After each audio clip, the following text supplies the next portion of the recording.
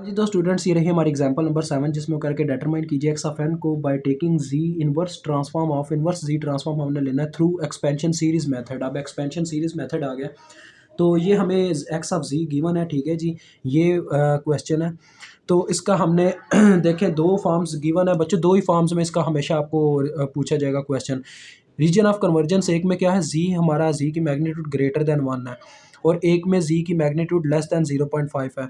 दो ही केसेस होंगे, मैं आपको सिंपल समझा रहा हूँ, या तो ग्रेटर देन 1 होगा या लेस देन 1 होगा। ये 0.5 भी एक लिहाज से लेस देन 1 की ही कहानी चल रही है। तो बात सुन लें, अगर आपका ग्रेटर देन 1 है ना तो जस्ट आपने सिंपल क्या करना है, इस अपना डिनोमिनेटर जो है वो यानी डिवाइज़र बनाना है और डिवाइड करना है न्यूमरेटर को, ठीक है जी। और एक सीरीज़ बनती जाएगी, वो आपने फाइंड आउट करके जस्ट उसकी फंक्शनल फॉर्म लिख देनी है, सिक्वेंशियल फॉर्म, तो आपका रिजल्ट एक्स ऑफ एन का आ जाएगा, ठीक है जी। इतना मुश्किल नहीं है ये काम, अभी आपको मैं करके दिखाता हूँ। देखें ये मैं करने लगूँ जब मेरा region of convergence greater than 1 होगा, तब आप ऐसे इजीली डायरेक्ट काम कर सकते हो, यानी कि ये सिंपल मेथड होता है। देखें जब यानी ये काम होता है, यानी रीजन ऑफ कन्वर्जेंस आपका ग्रेटर देन 1 होता है, इज इक्वल टू 1 का केस कभी नहीं आएगा, ठीक है। ये पहले ही मैं आपको कन्फर्म कर रहा हूँ।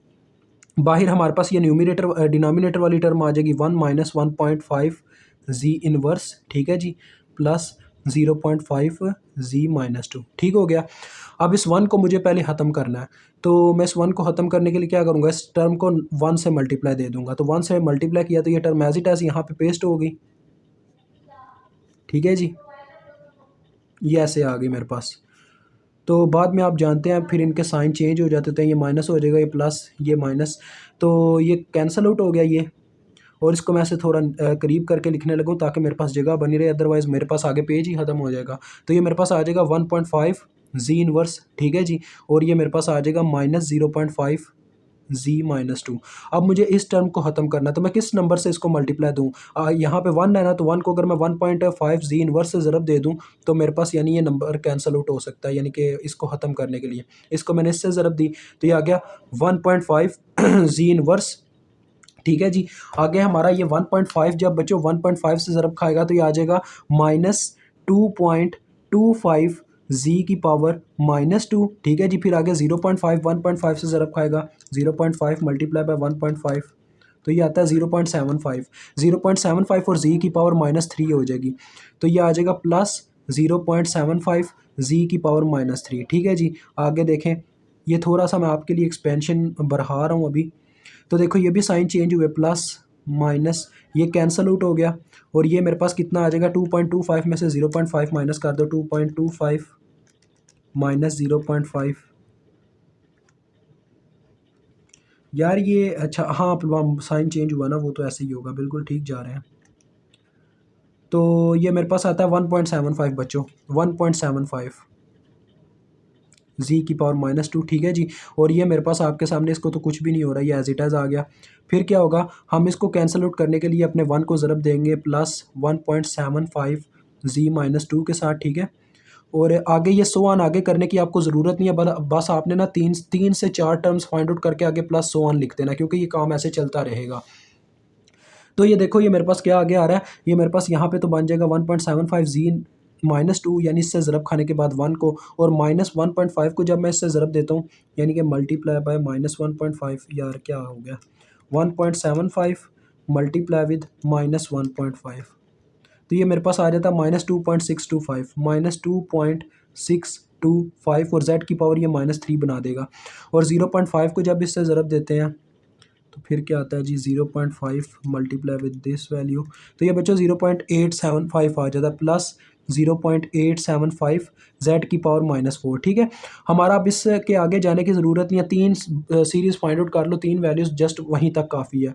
अब मैं इसका देखें साइन चेंज करूँगा, माइनस प्लस माइनस ये कैंसल आउट, और ये मेरे पास कितना आ जाता है 2.625 माइनस 0.75, तो ये हमारे पास आ जाता है 1.875, 1.875 z की पावर -3, ठीक है जी। और साथ में हमारे पास आ गया -0.875 z की पावर -4, बस यहीं पे स्टॉप कर दें, ठीक है। यानी कि ये आपका ए जूस बस सॉल्व हो गया। अब ए जूस सॉल्व तो हो गया, लेकिन आंसर भी तो लिखना है ना। आंसर कैसे लिखना है ये देखें, x of n is equal to ऐसे आप इसका वही यानी कि सिक्वेंशियल फॉर्म लिखोगे। सबसे पहले नंबर पे 1 आ रहा है, फिर कामा 1.5 आ रहा है, क्योंकि देखो बच्चों ये आपका यहाँ पे जो मतलब ऐसे होगा ना, z की पावर अगर -1 लिखा है तो मैंने आपको बताया ये नंबर जो है ना यहाँ पे होता है वो बता रहा होता है, यानी कि माइनस के साइन के साथ जो नंबर है वो उस यानी कि वैल्यू को बता रहा है, क्या यार उसे कहते हैं, उस इंडेक्स पे वैल्यू बता रहा है। ये 0 यानी z की पावर 0 इसके साथ थी, यहाँ पे z की पावर -1 है, यानी कि ये z 1 इंडेक्स पे वैल्यू बता रहा है, ये 2 इंडेक्स पे बता रहा है। अगर यहाँ पे z की पावर 1 होती तो z की पावर 1 का मतलब है माइनस इंटू -1, यानी इसको इस तरह से लिखा गया, माइनस इंटू -1 करने से z की पावर 1 आई हुई है, क्योंकि असल फॉर्म होती है z की z-n, तो डेट्स वाई वो आपको -1 इंडेक्स पे वैल्यू बता रहा होता है। ये प्लस ये 0 इंडेक्स पे बता रही है वैल्यू, डेट्स वाई इसके नीचे एरो आ गया आगे, बाकी ये 1 पे बता रही है, ये 2 पे बता रही है, आगे आने वाली 3 पे बताती मुझे। मैं जस्ट इतना ही लिखूंगा और आगे सो ऑन करके इसको बस जस्ट ब्रैकेट ऑफ कर दूंगा। ये इसका एक्सपेंशन सीरीज आ गया। आगे आरओसी जो दूसरा कन्वर्जेंस है उसको मैं आपको नेक्स्ट पेज पे करके दिखाता हूँ, काफ़ी इजी मेथड है वो भी। उसमें बस बच्चों जस्ट हम पता है क्या करेंगे, आगे टर्म हमने क्या लिया है, ये टर्म ऐसे सीधी सीधी फॉर्म में लिया, ठीक है, यानी कि सीधी फॉर्म से मुराद है जैसे थी वैसे ही डिवीजन किया है। लेकिन जब रीजन ऑफ कन्वर्जेंस हमारा लेस देन यानी कि होता है ना 0.1 से उसकी मैग्नीट्यूड लेस देन होती है, तो फिर हमें ये टर्म नीचे वाली उल्टी लेनी पड़ती है, यानी कि हम सबसे लोवेस्ट आर्डर को पहले रखते हैं, जी की सबसे लोवेस्ट पावर को पहले रखते हैं, 0.5 जी की पावर -2 को सबसे पहले अब मैं रखूँगा। अब ये उल्टे केस में ऐसे डिवाइड करेगी। तो नेक्स्ट पेज पे चलते हैं। अब ये अब हम आ गए नेक्स्ट पेज पे, तो देखें ये मैं डिवीजन करने लगूँ बी पार्ट के लिए। बी पार्ट हमारे पास क्या है, आर ओ सी हमारे पास रीजन ऑफ कन्वर्जेंस है जिसके अंदर जी की मैग्नीट्यूड लेस देन 0.5 है, यानी कि ये हमारे पास बच्चों यूनिटी के घेरे के अंदर आ जाती है। उस केस में फिर मैंने आपको बताया कैसे केस चलता है, अभी आपको बताया। अंदर तो 1 ही होगा लेकिन वो टर्म उल्टी लिखी जाएगी, 0.5 z की पावर -2 ये पहले नंबर पे आ जाएगा, ठीक है। उसके बाद हमारे पास आएगा दूसरा टर्म, जो दूसरे नंबर पे क्या लिखा हुआ था, -1.5 z की पावर -1 और +1, यानी कि मैंने उसको ऐसे 180 डिग्री का फेस शिफ्ट देके जैसे इक्वेशन को उल्टा लिख दिया, बस ये देख लें, ठीक है। साइन वैसे ही है जैसे उनके थे, बस उल्टा लिखा है। अब देखो बच्चों मुझे यहाँ पे पहले 1 लाना है किसी तरीके से, तो वो 1 मैं कैसे ला सकता हूँ, 0.5 को किस नंबर से ज़रब दूँ तो वो 1 बनता है, 0.5 को अगर हम 2 से ज़रब दें तो वो 1 बनता है। आप ये कैलकुलेटर में चेक कर सकते हैं, 0.5 मल्टीप्लाई बाय 2 करने से मुझे 1 मिलता है। तो यानी एक तो ये तो पता चल गया, इसको अगर मैं 2 से ज़रब दूंगा तो ये 1 बन जाएगा, लेकिन उसके साथ जी की फॉर्म नहीं होनी चाहिए, यानी जी की पावर 0 होनी चाहिए। जी की पावर 0 होने के करने के लिए मुझे, यानी देखो बच्चों मैं z की पावर -2 को किस ऐसी वैल्यू से ज़रब दूँ ये जी की पावर 0 हो जाए, यानी 1 हो जाए, क्योंकि जी की पावर 0 1 के बराबर होती है। तो अगर मैं इसको जी की पावर 2 से ज़रब देता हूँ तो ये यानी 1 हो जाएगा, यानी देखो ना क्या बनता है, z की पावर -2 का असल में मतलब ये है, अगर इसको मैं बटे में ले जाऊँ तो ये यानी इस तरह से इसको लिखा जा सकता है 1 ओवर z की पावर 2 मल्टीप्लाई बाय z2, यानी ये बटे में जाके प्लस में हो गई और ये कैंसिल होके 1 आ गया। तो यानी मैं इस टर्म को 2z2 से ज़रब देने वाला हूँ, ये असल चक्कर है, ठीक है। तो अब आप इससे ज़रब दे के देखें क्या क्या आता है। 2 की पावर z2 से ज़रब देने के साथ है 0.5, जब इससे ज़रब खाएगा 0.5 मल्टीप्लाई बाय 2 करने से 1 हो गया, और z की पावर 2 जब z की पावर -2 से ज़रब हुई तो z की पावर 0 आई जो कि 1 के बराबर होती है, तो वो लिखने का फ़ायदा कौन नहीं। आगे ये मैंने आपको करके भी दिखा दिया। अब फिर इसको मल्टीप्लाई दे, -1.5 को अगर बच्चों 2 के साथ ज़रब दे तो वो -3 के बराबर हो जाता है, ठीक है। और z की पावर -1 जब z की पावर 2 से ज़रब खाएगी तो देखें क्या होगा, z की पावर 2 तो ऐसे ऊपर ही रहेगी, लेकिन z की पावर -1 ऐसे आएगी, देखें 1 ओवर z, तो z ऐसे कटा एक z यानी इसके साथ आ जाएगा। ये चीज़, यही चीज़ है जो बच्चों मैं आपको समझाना चाह रहा हूँ और कुछ भी नहीं है, ठीक है। समझ रहे हो ना मेरी बात को। आगे ये 1 जब इससे ज़रब खाएगा तो ये आ जाएगा 2z²। अब जस्ट इनके साइन चेंज करें, ये हो गया माइनस, ये प्लस, ये माइनस, ये कट गया, और नेक्स्ट आगे आपको पता है क्या करना है, ये 3z शुरू में लिख लेता हूँ, +2z सॉरी -2z² है, ये -2z² है बच्चों, ऐसे ब्रैकेट में मैंने लिख दिया, ठीक है। तो अब मुझे यहाँ पे 3z इसके बटे में लाना है 0.5 को मैं किस नंबर से ज़रब दूँ कि 3 आ जाए। ये बच्चों जब आपको ऐसे नंबर आ जाते हैं ना तो आप कंफ्यूज हो जाते होते हैं।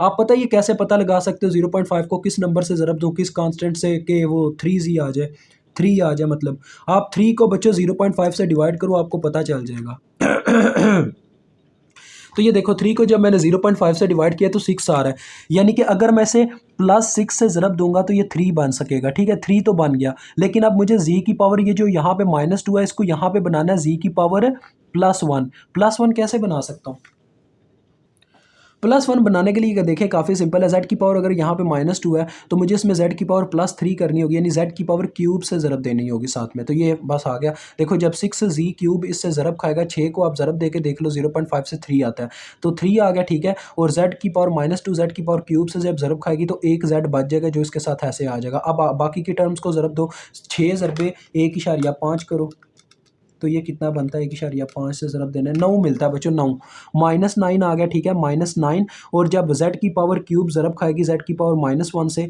तो ये हमारे पास आ जाएगा z की पावर स्केयर।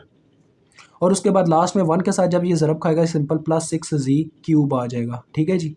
आप इसके भी आप देख लें क्या होता है साइन चेंज। ये तो कैंसिल आउट और इनके साइन देखें, उसका माइनस में ये प्लस में है, तो क्या होगा बच्चों। इसके लिए चले मैं तीसरा नंबर भी फाइंड आउट कर देता हूँ आपको, ठीक है। ये है +9, वो है -2, 9 में से 2 माइनस करें 7 बचता है, 7z स्केयर आपके पास आ गया, ठीक है। और ये आ गया -6z क्यूब। आप देखें मुझे यहाँ पे 7z स्केयर बनाना है, यानी कि मुझे z की पावर तो पूरी करने के लिए इसको क्या करना होगा, z की पावर 4 से ज़रब देनी होगी, क्योंकि z की पावर 4 से जब इसको ज़रब दूंगा तो ये ऐसे होगा। देखो z की पावर -2 मल्टीप्लाई विद z की पावर 4 करने से मुझे z स्केयर मिल सकता है। देखें कैसे, ये बराबर होता है 1/z स्केयर के। जब ये ज़रब खाएगा z की पावर 4 से तो देखें 2z कट गए, 2 यानी रह गए, तो z स्केयर ही मुझे चाहिए। यानी एक तो मुझे ये चीज़ समझ आ गई, +z की पावर 4 से मुझे इसे ज़रब देनी होगी। लेकिन जो कांस्टेंट यहाँ पे 7 बनाना है मुझे पहले वो पता करना होगा, और मैंने आपको बताया वो कैसे पता करते हैं। अपने 7 को डिवाइड कर लो 0.5 से, आपको पता चल जाएगा 0.5 को किस नंबर से ज़रब दें तो 7 बन सकता है। ये देखें वो कह रहा है 14 से ज़रब दो, यहाँ पे 14 से ज़रब देंगे। आगे +1 आगे सॉल्व करने की ज़रूरत नहीं है, बस ये लास्ट टर्म जो हमने लिखनी थी लिख ली, ठीक है। तो देखो क्या होगा बच्चों, सिंपल सी बात है, जब ये हमारे पास 14 से 0.5 ये ज़रब हुआ, ये हमें पता चल गया 7z स्केयर आ गया। आगे नेक्स्ट टर्म की बात करो, -1.5 को आप 14 से ज़रब दे के देखो कितना आता है, तो ये बच्चों -21 आता है, ठीक है। -21 और z की पावर -1 जब z की पावर 4 से ज़रब खाएगी z क्यूब हो जाएगा, और आगे 1 जब 14 से ज़रब खाएगा आ जाएगा 14z4, ठीक है जी। बस जस्ट ये आपका लास्ट अब करने लगा हूँ, तो ये कट गया और ये हमारे पास 21 में से 6 माइनस हो जाएगा, यानी कि 1 और 5 15 रह जाएगा, 15 जी की पावर क्यूब और साथ में -14 जी की पावर 4। अब बच्चों ज़रा गौर करो, मैंने जैसा कि वो आपको इक्वेशन बताई है कि एक्स ऑफ जी हमारे पास असल में होता क्या है। एक्स ऑफ जी होता है हमारे पास बराबर n is equal to -∞ to infinity x of n z of -n। तो यानी z ऑफ -n डिफाइन कर रहा होता है, यानी अगर मैं यहाँ पे वन इंडेक्स पे वैल्यू फाइंड आउट करना चाहूँ, देखें फॉर एग्जांपल 1 इंडेक्स पे मैं वैल्यू फाइंड आउट करना चाहता हूँ x ऑफ 1, तो यहाँ पे z ऑफ -1, यानी z ऑफ -1 जिस टर्म के साथ ज़रब खा रहा होगा वो 1 इंडेक्स पे वैल्यू होगी। यानी यहाँ पे ये केस है बच्चों, -n होने की वजह से आप जिस इंडेक्स पे वैल्यू फाइंड आउट करना चाहते हैं ना, यहाँ पे वो पावर यानी कि उल्टी फॉर्म में होगी। यानी कि अगर मुझे -2 इंडेक्स पे वैल्यू फाइंड आउट करनी है तो यहाँ पे z की पावर वो +2 होगी। तो यहाँ पे देखें असल में यही चक्कर है। अब मैं यहाँ पे आपको ना वो लिख के दिखाने लगा हूँ फॉर्म एक्स ऑफ एन की, ये आपका रिजल्ट आने लगा एक्स ऑफ एन। ये आपको बच्चों ऐसे लिखना पड़ेगा, यानी सो ऑन प्लस, यानी ये उल्टा केस चल रहा है। ये यार सो ऑन तो मैंने कर दिया, प्लस आगे लिख रहा हूँ, ये तो गलत हो जाएगा ऐसे। ये ऐसे कर लो यार, ये कामा लगाओ, ठीक है, कामा लगाओ, इसको ऐसे हटा दो, ठीक है।